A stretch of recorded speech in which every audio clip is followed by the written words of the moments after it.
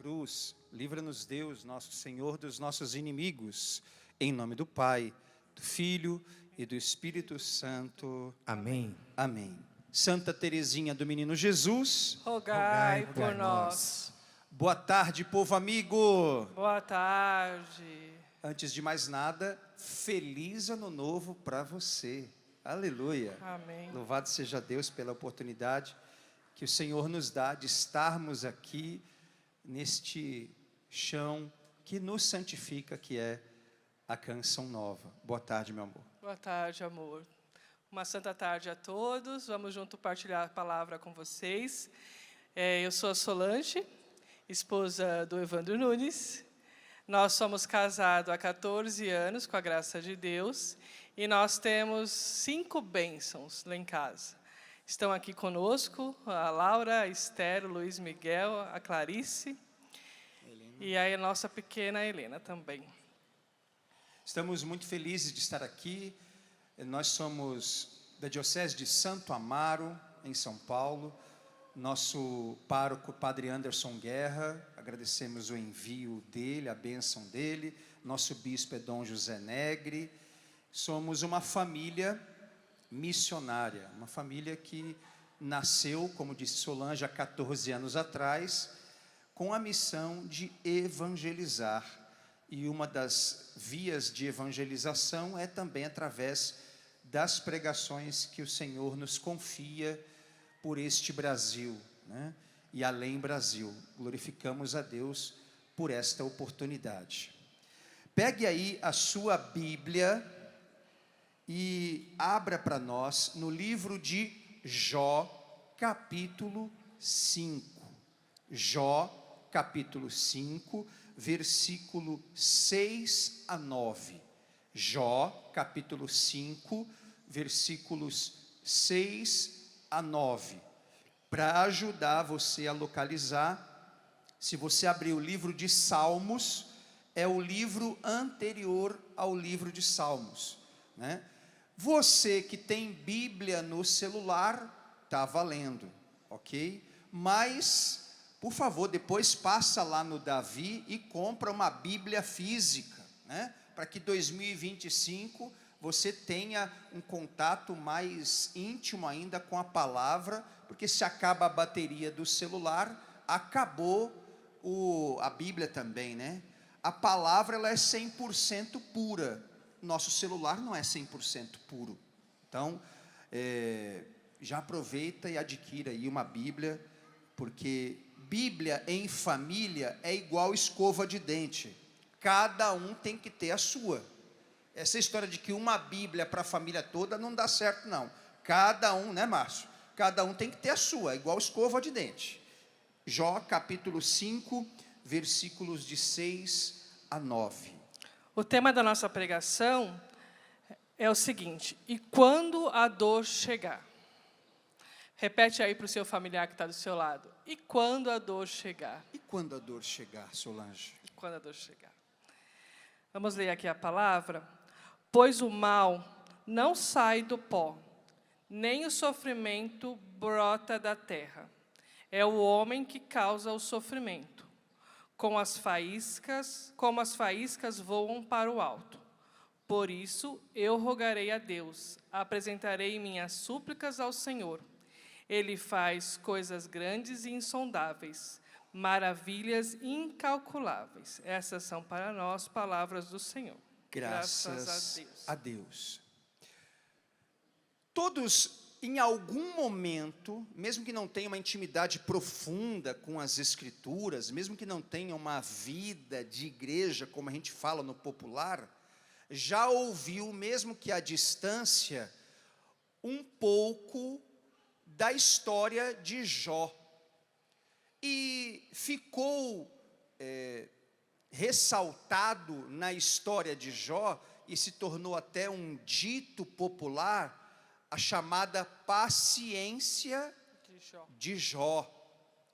Mas apesar de ter sido muito propagada essa paciência de Jó, quando a gente se depara com o que está no livro, a gente percebe que esta paciência enaltecida não é propriamente toda a riqueza da vida de Jó. Jó tinha à sua disposição uma esposa, 10 filhos, ele tinha à sua disposição 7.000 ovelhas. Diga para quem está do seu lado, escuta isso. Escuta isso. Ele tinha 3.000 camelos, ele tinha à sua disposição 1.000 bois, 500 jumentas, um número infindável de servos, de empregados e uma senhora casa. Quem olha humanamente falando para essa estrutura familiar de Jó, vai dizer: uau, que vida perfeita! Tem uma esposa, tem 10 filhos, tem propriedades, tem bens, tem estrutura, é um homem próspero, é um homem reconhecido, é um homem que todo mundo vê e admira. Nossa, como ele conquistou tanta coisa. Então, a grosso modo, nós vamos dizer, é uma vida, entre aspas, perfeita. Só que, além disso, isso era o que compunha a vida de Jó. Jó era, isso está descrito logo no primeiro capítulo, Jó era um homem íntegro e reto. Jó era um homem temente a Deus e vivia longe do mal. Começa 2025 e a gente sempre faz aqui acolá aquelas chamadas metas. Se a gente for pegar por estes princípios aqui, já que Jó era chamado de um homem íntegro e reto, Jó era chamado de um homem temente a Deus, Jó era um homem que vivia longe do mal. Se em 2025 você se decidir ser uma pessoa íntegra, reta, se você se decidir ser temente a Deus e viver longe do mal, se essa for a sua meta em 2025, ao final de 2025 você vai dizer: eu consegui evoluir, eu amadureci, e muitos vão te aplaudir. Era essa a vida de Jó. Só que, olhando por este modelo, Jó, que tinha todas estas posses, que era reconhecido humanamente e que espiritualmente era classificado como esse homem íntegro, temente a Deus, que vivia longe do mal, Jó então passa a ser um exemplo a ser seguido. Você concorda comigo? Jó é um homem que você olha e fala assim: eu preciso ser igual a ele. Mas aconteceu que, certa ocasião, diz o início do livro, que Satanás se apresenta diante de Deus e diz para Deus o seguinte: andei dando voltas na terra. Diga para quem está do seu lado, escute bem isso. E nestas voltas que andei observando, vi algumas pessoas. Quando Satanás termina de dizer isso, Deus se interpõe e diz: já que você andou sobre a terra, você viu o meu servo Jó? Eu fico, gente, imaginando que, guardadas as proporções, era como se Deus pegasse uma cadeira e dissesse assim: Satanás, já que tu veio para diante da minha face, eu vou pregar para você sobre a vida do meu servo Jó. Você viu como ele é temente? Você observou como ele é uma pessoa íntegra, correta, justa? Você viu? Ele vive apartado do mal, e o mal é você, Satanás. Só que quando Deus faz esta pregação sobre a vida de Jó para Satanás, Satanás faz alguns questionamentos. E dentre os questionamentos que Satanás faz, ele diz assim: Jó vive dessa forma porque tudo o que ele possui está em seu poder. Queridos, entenda uma coisa, já que o tema é: e quando a dor chegar? Jó, que era tudo isso que citamos, foi elogiado por Deus. Deus reconhece as qualidades e as virtudes que existiam na vida de Jó. Só que os elogios de Deus não impedem dores e sofrimentos na vida de quem Deus elogiou.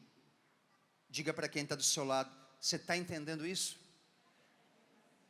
Deus pode até te elogiar, Deus pode até reconhecer suas capacidades, suas qualidades, mas mesmo reconhecendo, mesmo sendo elogiado por Deus, o elogio que Deus faz a você hoje não impede você de sofrer ou passar por alguma dor amanhã, daqui a alguns meses, daqui a alguns dias. Quando Satanás diz para Deus: tudo o que ele possui está sob o seu poder, nós encontramos aí duas situações. A primeira, o insucesso da investida do mal sobre a vida de Jó era a grande estratégia de Jó, porque tudo que ele possuía estava subordinado ao poder de Deus. Tudo que ele tinha, primeiro consagrado a Deus. Olha para a sua vida, meu irmão, olha para a sua família e responda agora essa pergunta na sua consciência: tudo o que eu tenho está sob o poder de Deus? Os bens que eu tenho estão sob o poder de Deus? As palavras que eu falo estão sob o poder de Deus? A vida profissional que eu vivo está sob o poder de Deus? O ministério que Deus me deu está sob o poder de Deus? Se algo não está debaixo da mão de Deus, se prepare, você vai colecionar sofrimentos que poderiam ser evitados, porque não está sob o poder de Deus. Não é isso, amor? Isso, e como o Evandro nos disse, né? Jó tinha uma vida perfeita, né? Ele não tinha nenhum motivo para ser castigado, para sofrer, porém, Deus deixou ele passar por uma grande prova. E, às vezes, isso acontece conosco. Nós não temos, a gente nos questiona muitas vezes: mas por que comigo? Mas por que está acontecendo isso? Não é por causa de você, muitas vezes. Deus permite para que a gente aprenda, a gente se eduque e saia melhor dessa situação.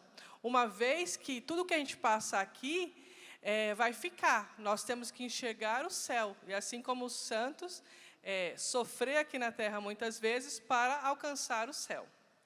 Como o Evandro disse, né, Deus deixou o diabo peneirar Jó. E aí, chegando lá em um dia, o servo chega e recebe a primeira notícia: que os bois e as jumentas de Jó tinham sido roubados.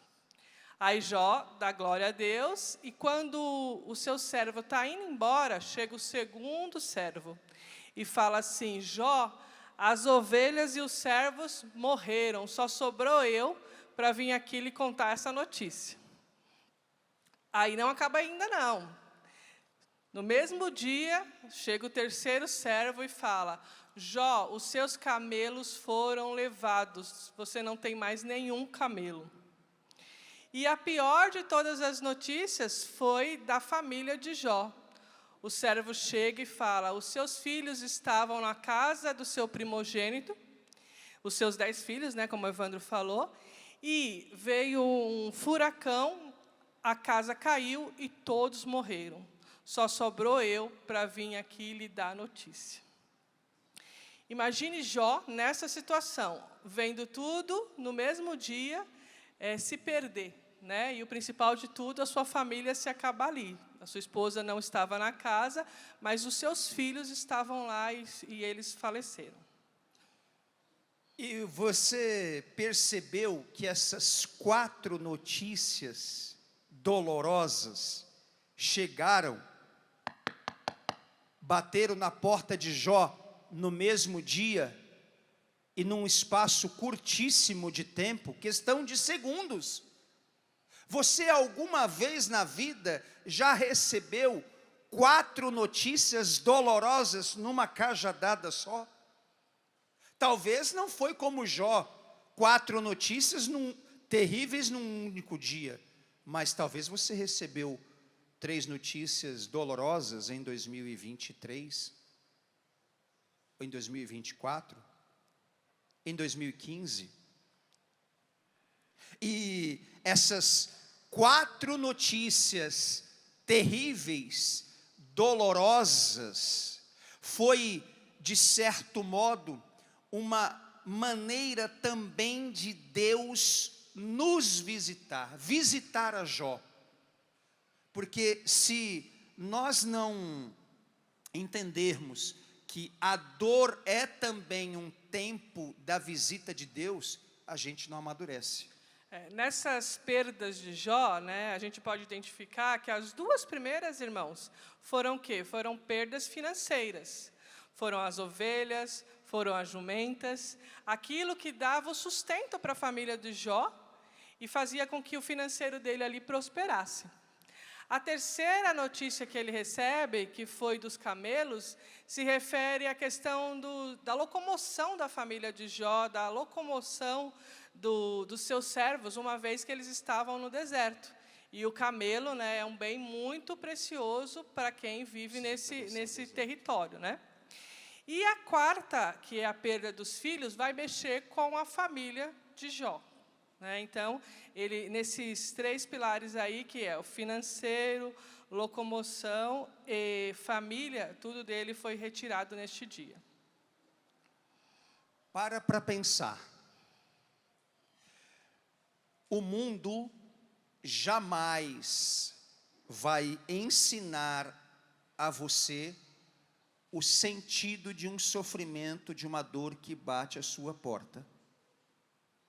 Quem é que vai ensinar você a encontrar um sentido dentro de um sofrimento inesperado, que surpreende?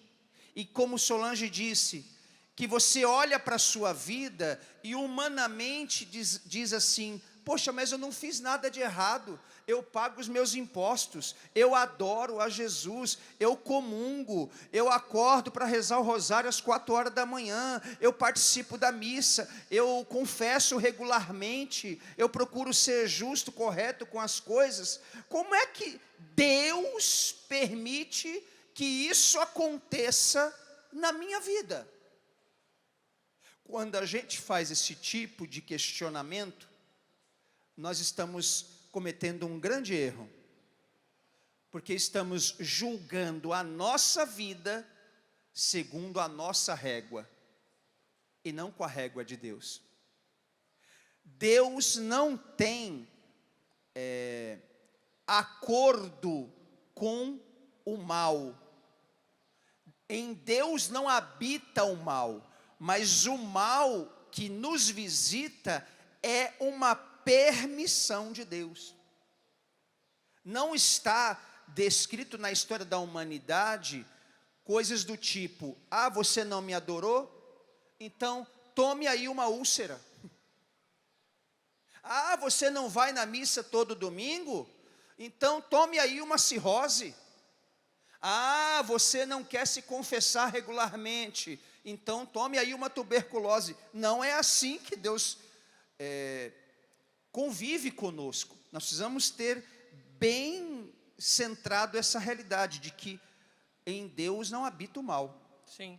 E muito daquilo que é nossa necessidade hoje, principalmente as materiais, são criadas pela nossa sociedade. Eu tenho que ter aquele carro, eu tenho que ter aquela casa, eu tenho que usar aquela roupa, sendo que essas coisas não devem ser as nossas prioridades. Então, assim, nós queremos alguns objetivos que muitas vezes vão fazer com que a gente se perca e não vá para Deus. Existe um sentido sublime no sofrimento, que só Deus pela igreja vai ensinar a mim e a você. O mundo vai ensinar você a se revoltar, a descontar, a abandonar, a revidar, mas Deus vai dar um sentido sublime neste sofrimento. Aí você pode perguntar, por que, Evandro? Porque os sofrimentos sempre têm a missão de nos levar para a nossa melhor versão. E essa melhor versão nossa não é possível ser vivida sem o auxílio da graça e sem a ajuda de pessoas que Deus coloca na nossa vida. É aquilo que Padre Jonas sempre ensinou: ninguém é bom sozinho. Pergunta para quem está do seu lado: você está entendendo o que está sendo dito aqui agora? Pergunte aí. Você está entendendo?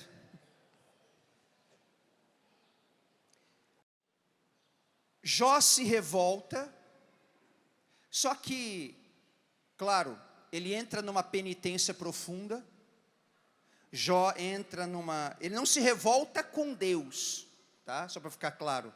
Ele não blasfema contra Deus, mas ele se revolta, ele se constrange, ele se pergunta o porquê de tudo aquilo. Ele sofre, né? Ele entra no sofrimento. Porque apesar de Jó ser um homem espiritual, de Deus, ele é um homem também de carne. Então a carne de Jó está sofrendo. A mentalidade de Jó está sendo bombardeada, mesmo sendo de Deus.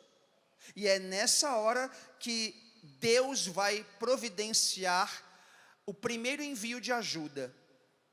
Deus envia um primeiro servo dele chamado Elifaz. Diga comigo, o nome é Elifaz. Elifaz. Diga para quem está do seu lado: olha que nome lindo para você colocar no seu cachorro. Elifaz, para dentro.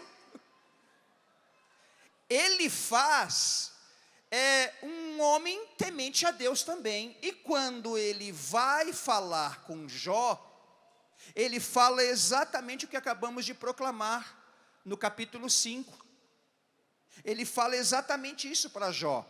Pois o mal não sai do pó, nem o sofrimento brota da terra. É o homem que causa o sofrimento, mas eu rogarei a Deus para que a sua vida possa ser mudada. Ele faz coisas insondáveis, extraordinárias. É o servo de Deus, ele faz tentando erguer Jó, mas o que Jó faz? Jó rebate. Jó contesta essa ajuda. Deus envia uma segunda ajuda, um outro homem chamado Bildad. E esse homem chamado Bildad também faz um novo discurso dizendo: Jó, vamos nos levantar. Jó, Deus é conosco. Jó, Deus é Deus de perto. Ele tem uma saída, você vai melhorar, você vai sair dessa. E o que Jó faz? Rechaça. Jó repugna, né? Jó aparta aquela ajuda. Deus envia uma terceira pessoa. Diga para quem está do seu lado: vai vendo, irmão, vai vendo. Vai vendo. Deus envia um outro homem chamado Sofar. E Sofar vai novamente num outro discurso falar com Jó, tentar erguer Jó, consolar Jó. E o que Jó faz? Não, eu não aceito, eu não concordo. Tem gente que a dor visita e ele entra numa cegueira tão grande que para ele a dor dele é maior que o Deus que o fez. Todas as vezes que Deus mandava um mensageiro para consolar, lembra do que Jesus disse no Sermão da Montanha? Felizes os que choram porque serão consolados. Deus envia seus servos para a vida de Jó para consolar Jó, mas Jó não aceita. E aqui, irmãos, está uma grande cilada. Quantas vezes a dor bate na nossa porta, e se a dor nos visitar? Deus também quer nos consolar, mas a gente às vezes fica, como diz no interior, igual burro empacado. Não, eu não aceito, mas eu não concordo, não é certo, isso não está certo, e a pessoa fica rodando em cima de suas dores, em cima de suas feridas. A dor, ela vai ser sempre um convite à nossa conversão. E Deus não vai colocar para nós nenhuma dor que Ele não vá nos sustentar e que nós não consigamos suportar. Nós não devemos, nesse tempo, nesse período de dor, fazer algumas coisas. Se vocês quiserem anotar, a primeira delas, nós nunca devemos murmurar e lamentar. A gente é muito fácil para murmurar, né? Quando vê, já está murmurando. E fazer silêncio é de extrema dificuldade, né? A gente não consegue, muitas vezes, se calar. A gente começa a falar, e aí, muitas vezes, entra na questão da murmuração. Tem um santo que foi canonizado agora com a Santa Helena Guerra, São José Alamano, que ele disse o seguinte: não murmuremos. O silêncio, em meio às dificuldades, é o sinal da alma que confia plenamente em Deus. O silêncio faz com que a nossa alma confiar plenamente em Deus. A segunda coisa, não ficar procurando culpados. E aí, às vezes, nós, nas nossas vidas conjugais, às vezes, em alguma situação com o marido, a gente acaba colocando culpa um no outro. Não, isso está acontecendo com nós porque você fez isso, você fez aquilo, ou os filhos. Não, é por causa dos nossos filhos. Então, a gente não deve procurar culpados para a situação. A gente deve sempre perdoar, né, e acreditar que tudo isso vai passar. E a pior de todas, né, que é a questão de revoltar-se contra Deus. Se afastar de Deus. De vez em no momento das dores, a gente está mais próximo de Deus, que a gente faz. Não, agora também, já que é assim, eu não vou mais para a missa, eu não vou confessar, eu não vou mais servir na paróquia, eu vou ficar aqui na minha casa, sofrendo. Escute bem o que eu vou lhe dizer agora. A dor será o seu maior ministério e a sua maior missão. Vou repetir para você não esquecer. A dor será o seu maior ministério e a sua maior missão. Porque a dor, meus irmãos, ela vem com um propósito. Nas mãos de Deus, ela vem para nos purificar, para nos santificar, para nos preparar para a nossa melhor versão, com o auxílio da graça. Mas a mesma dor que vem para nos santificar, nos purificar, Satanás entra no meio para nos perder. Satanás é tentador por excelência. Então, o que é que ele faz? Ele aproveita aquela dor para começar a bombardear os filhos de Deus, para que aconteça exatamente o que Solange acabou de falar. Está vendo? Você não é tão certinha? Você não é tão correto? Você não é tão honesta? Aonde é que estava Deus que deixou acontecer isso com você? Aonde é que estava a fidelidade dos amigos que deixaram você passar por isso? E aquele povo que vai com você para a Canção Nova? Agora cadê? Todo mundo te largou. Satanás é sórdido e ele vai usando de suas artimanhas para provocar algo que o catecismo da igreja define como cegueira espiritual. E o que é esta cegueira espiritual? Você fica completamente fechado. A dor, se você não estiver em Deus primeiro, e se a dor chegar primeiro que você chegar em Deus, antes de você chegar em Deus, ela tem o poder de deixar você cego e surdo.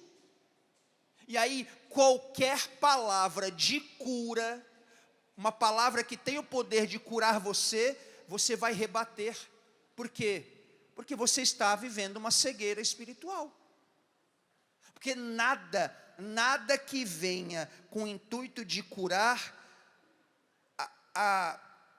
recebe de você acolhimento, porque a cegueira espiritual, ela como que repele, ela expulsa, ela rebate. Lembra do que Jesus disse: não atireis pérolas aos porcos? O que ele estava falando naquele momento?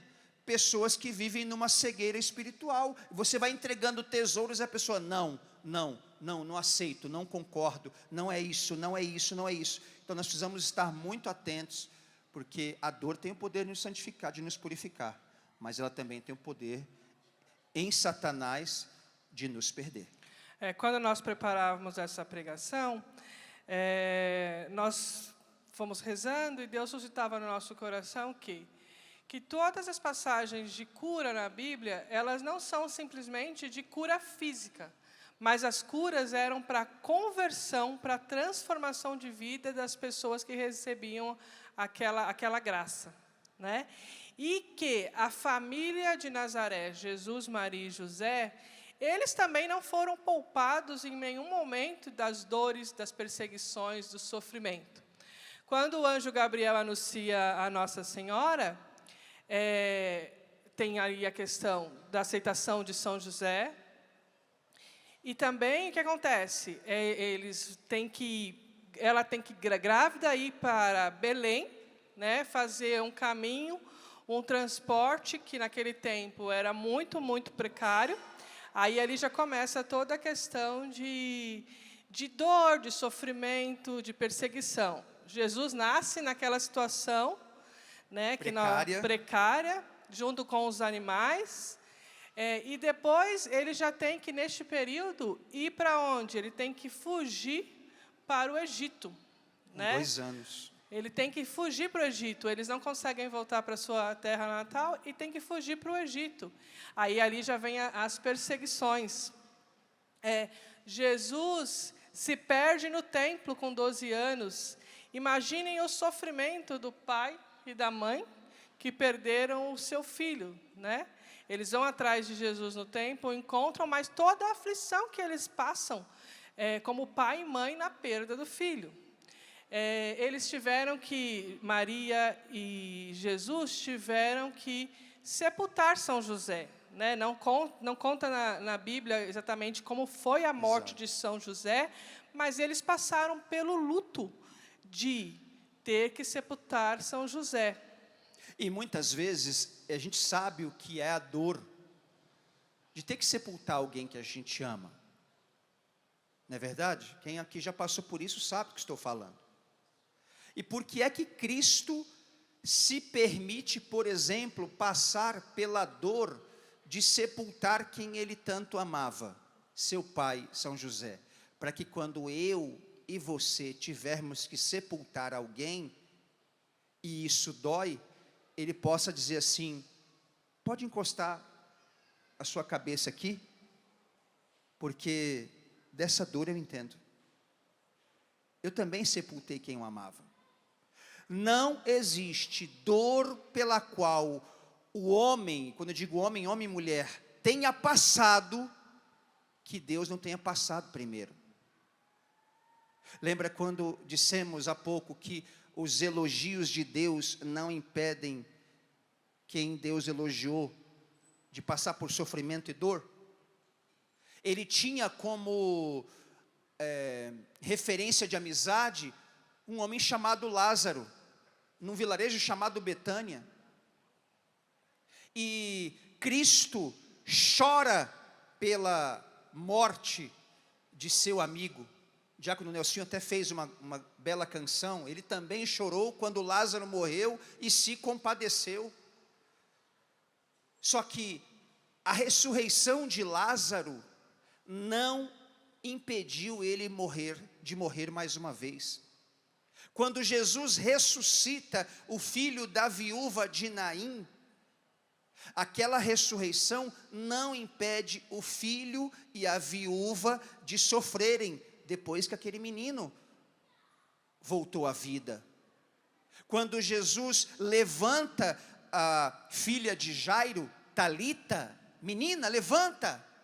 A família de Jairo não parou de sofrer depois daquela cura extraordinária. O caminho com o Senhor, ele é sim de padecimentos e soerguimentos. Isso é doutrina católica. Nós estamos começando um ano que já começa santificado, ano da esperança. E por que a esperança, Márcio? Porque a esperança é a partir daquilo que eu não vejo, mas eu acredito. É esse o convite da igreja. Porque se nós formos olhar, humanamente falando, o cenário atual é um convite às vezes ao desespero. Aí a igreja entra e fala assim, não, vamos declarar que 2025 é o ano da esperança. Diga para quem está do seu lado, é tempo de esperança, meu irmão. É tempo de esperança. Diga para outra pessoa, é tempo de esperança. É tempo de esperança. Então, como nós estávamos falando, né, da vida de Jesus. Aí ele se perde no templo, depois ele é batizado, vai ao deserto, e no deserto ele fica 40 dias, onde ele é o quê? Tentado. Aonde ele vai passar fome, aonde ele vai viver com toda a hostilidade do deserto. Então, ele vai sofrer na carne essas dores próprias deste período de deserto. Depois que Jesus sai para o deserto, ele vai começar a fazer as suas pregações, e ele, em muitos lugares, ele não é aceito. Expulsaram eles de algumas cidades, né? E aí até todo o caminho que ele faz até o Calvário. Ele sofreu por nós no madeiro da cruz. E essa deve ser o nosso sentido, que o lenho da cruz, que essa cruz que hoje eu até posso entender que ela está pesada, que ela está difícil, é essa cruz que vai fazer com que a gente se santifique. O Evandro falava de Santa Teresinha, logo quando a gente começou, né, que hoje é o dia de nascimento de Santa Teresinha. Se a gente olhar a vida da família de Santa Teresinha, eles passaram por calvários, por lutos, eles tiveram perdas. Foram 9 filhos, mas 4 faleceram. A mãe faleceu, o pai faleceu de demência. Teve todas as provações. E ela é santa da igreja. Você, qual é o seu santo de devoção? Pensa aí, qual é o seu santo de devoção? São Padre Pio? Pode falar. Qual é o seu santo de devoção? São Judas? Santa Teresinha, São Francisco, Santa Dulce, Frei Galvão. Investiga a história deste santo e verifica como era o relacionamento, como ele reagia com os sofrimentos que batia à porta da vida daquele santo. Se nós olhamos, o irmão do teclado pode vir já, Márcio. Se nós olharmos para a vida dos santos, nós vamos perceber que os santos não pararam nas dores que visitaram eles. Jó, que é o personagem escolhido dessa tarde, Jó, quando estava num momento de grande escuridão de sentido, e que tinha renegado a ajuda das pessoas que Deus mesmo tinha enviado para ele, como Solange disse, Muitas vezes a gente é bom em achar culpados. Só que Deus hoje, nessa tarde, está querendo devolver o protagonismo para a sua família. Talvez você tenha vivido como Jó, olhando para algumas coisas que bateram a sua porta e que você perdeu e que tomou prejuízo e que foi de forma inesperada. Talvez você vá dizer para nós: Evandro, mas eu vim de uma família toda bagunçada, toda desestruturada. Se você veio de uma família completamente desestruturada, faça sair de você uma família admirável. Porque você não é o resultado do que aconteceu. Você é o resultado do que Deus pode fazer a partir dessa tarde. Você tem a oportunidade de novamente entregar as rédeas da sua vida nas mãos de Jesus de Nazaré. Não teve ninguém que foi até Ele e Ele tenha dito: eu não sei o que fazer. Isso é resposta humana, né, Márcio? É resposta humana. Às vezes a gente leva um dilema, a gente atende muitos casais, muitas pessoas, e às vezes a gente tem que dizer com humildade: minha irmã, eu não sei o que fazer, eu não sei o que te dizer, eu não sei o que te orientar. Vamos orar. Mas se é Jesus entrando na história, Jesus nunca vai falar: eu não sei o que pode ser feito. Diga para quem está do seu lado: Jesus é a nossa saída. Jesus é a nossa saída. Diga com entusiasmo: Jesus é a nossa saída. Jesus é a nossa saída. Jó estava vivendo um momento de grande tempestade. Quem passou por tempestades em 2024, ergue o braço e diga: eu. Mas não precisa chorar, calma, não chora não. Nós todos passamos. Alguns mais, outros menos. E Jó, no meio da tempestade, lá no capítulo 38, ele recusou a ajuda dos 3 amigos, mas no capítulo 38 vai dizer o livro: no meio da tempestade, Jó conseguiu escutar a Deus. Se nós pregássemos uma teologia barata, eu iria dizer para você: Deus tirou Jó, Deus impediu que Jó entrasse na tempestade. Isso é teologia barata. Mas na teologia católica é diferente. Diga para quem está do seu lado: nossa igreja é diferente. Nossa igreja é diferente. Deus não tirou Jó da tempestade para falar com ele dentro dela. Dentro da tempestade, Deus não livrou você da tempestade, que é para falar com você dentro dela.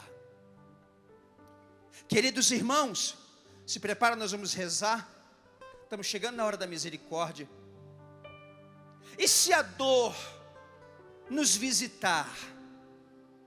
Quando a dor visitou a Deus, Deus deu seu filho.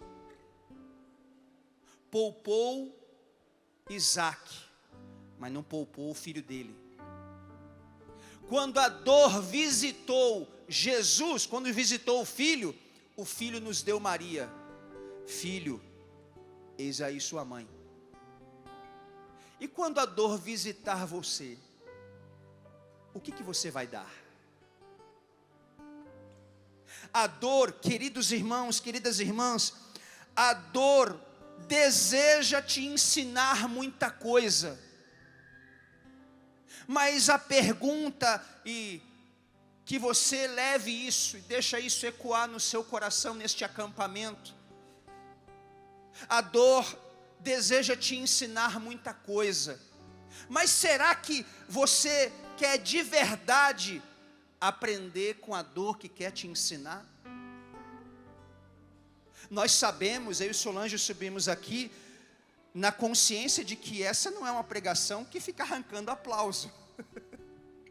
Porque nós estamos, de certo modo, enviando você preparando você para quando a dor visitar você. Então não é aquela pregação que, uhul, aê, show de bola, o Deus da vitória, aleluia. Não, é o Deus da vitória que me Nos faz ensina. também experimentar dor. É o Deus que nos ensina, né? O Deus que nos ensina. Não é o Deus que evita. Ou que vai nos dar tudo, que vai falar, ó, toma isso, toma isso, toma isso, toma isso. Não, queridos. Eu, uns dias atrás, vou abrir um particular. Uns dias atrás eu fui diagnosticado com bronquite asmática. E aí, por recomendação médica, já quero aqui agradecer a doutora Betânia Lourenço, lá de Areado, que me ajudou muito. Que eu encontrei na igreja, eu sempre digo isso. O que eu tenho de bom na igreja foi, o que eu tenho de bom na vida foi a igreja que me deu. Um dia Deus me permitiu ir na cidade dela e ela estava com síndrome do pânico, início de depressão, e numa pregação que ela acompanhou, ela foi curada ali.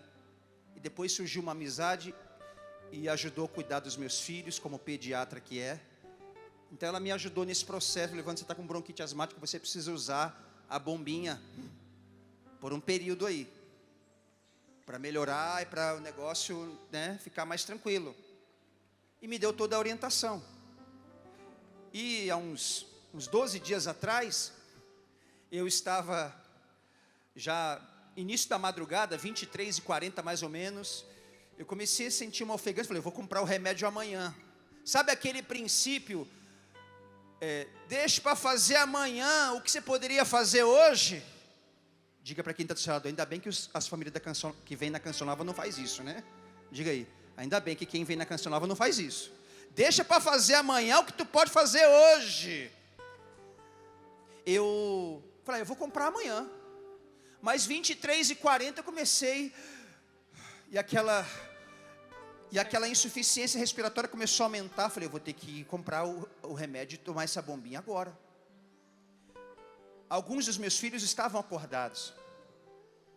E uma delas, Clarice, quando eu cheguei, o negócio foi tão intenso que eu tomei a bombinha ainda na farmácia. Já vou tomar aqui porque já dá uma melhorada. Subi. Quando cheguei em casa, Clarice me viu, eu botei as duas mãos assim na mesa e comecei a... Clarice começou a chorar. Eu não quero que você use bombinha, eu não quero. Eu não quero que você use a bombinha, papai, eu não quero. E eu fui, claro, de forma pedagógica, fui ali dizendo para ela, fui acalmando. Porque na cabeça dela, né, o que estava causando aquilo era a bombinha, não que ia servir. E a bombinha ia fazer piorar. Que ia fazer piorar, não melhorar. Até depois perguntamos, por que você não quer, Esther, que papai use a bombinha? Porque eu tenho medo dele morrer.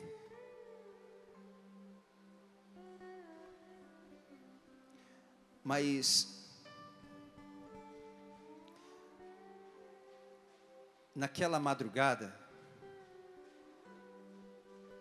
as suas lágrimas, minha filha, ela está ali, com a tia Rita. Aquelas suas lágrimas de preocupação com o papai me encorajaram a entrar nessa tempestade para ouvir o Senhor de uma forma melhor.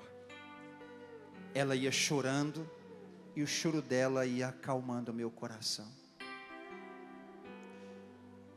Que nessa tarde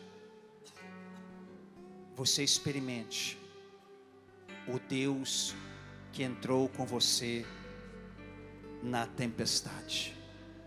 E vai chegar um momento, fique tranquilo, fique tranquila, que o mesmo Deus que entrou na tempestade com você, para falar com você dentro dela, vai erguer o braço e dizer para essa tempestade, cala-te, e ela vai ter que calar. Convido você a ficar de pé. Estrala os ossos aí. E eu convido você a erguer seus braços. Eu convido você a render graças ao Senhor. Márcio vai cantar finalizando para nós. Da tempestade, dentro da tempestade, não evitando, dentro dela, Jó foi capaz de fazer o grande reconhecimento da sua vida. Aquele homem que tinha 7.000 camelos, 3.000 ovelhas, inúmeros empregados, uma senhora casa, 10 filhos, que tudo na vida dele estava subordinado ao poder de Deus. Ele foi capaz de lá no final dizer: Deus, eu te conhecia de ouvir falar, mas hoje, na tempestade, na dor que bateu a minha porta, eu te conheci, eu te vi, meus olhos te viram, porque até aqui era só de ouvir falar. Não posso terminar, Márcio. É hora da misericórdia. Jesus apareceu para Santa Faustina e disse para ela: você vai sofrer, ou neste mundo ou no purgatório, e eu te dou o poder de você escolher onde você quer sofrer por causa do meu nome. E Faustina diz assim: se é para passar a eternidade do seu lado, eu aceito sofrer nos dois. E Jesus disse: não, você não vai sofrer nos dois, você vai sofrer só nessa terra. E hoje ela intercede por mim e por você. Vamos aplaudir o Deus que permite sofrimento, mas que nos livra no momento oportuno. Canta aí, Márcio. Vamos cantar assim. Se a dor vier, que eu e você sejamos capazes de cantar com a nossa vida e de testemunhar. Quem me segurou foi Deus, com seu amor de Pai. Quem me segurou foi Deus, quem me compreendeu. Quem me compreendeu foi Deus, com seu amor de Pai. Quem me amparou foi Deus. Quem me segurou foi Deus, com seu amor de Pai. Quem cuidou de mim foi Deus. Quem cuidou de mim foi Deus. Quando eu chorei demais. Quando se perde alguém, parece que se perde a paz. Ele também chorou. Quando Lázaro morreu e se compadeceu,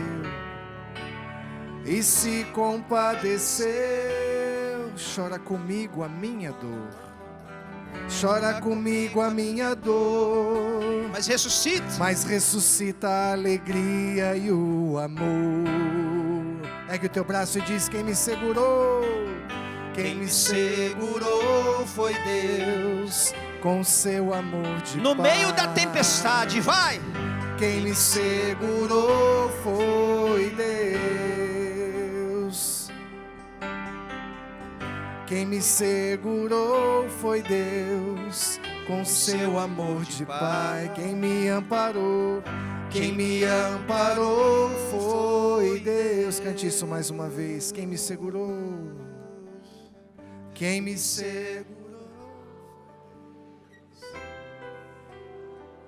Sua dor será seu maior ministério, sua maior missão.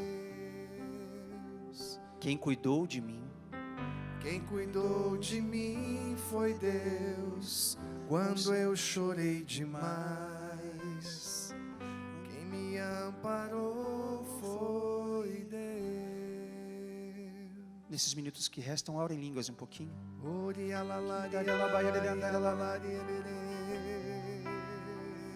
O Espírito Santo é a nossa força. Senhor Jesus, junto com o coração da minha esposa, com todos os pregadores, músicos, sacerdotes deste acampamento para famílias, levanta na canção nova um povo de têmpera, um povo de fé vibrante,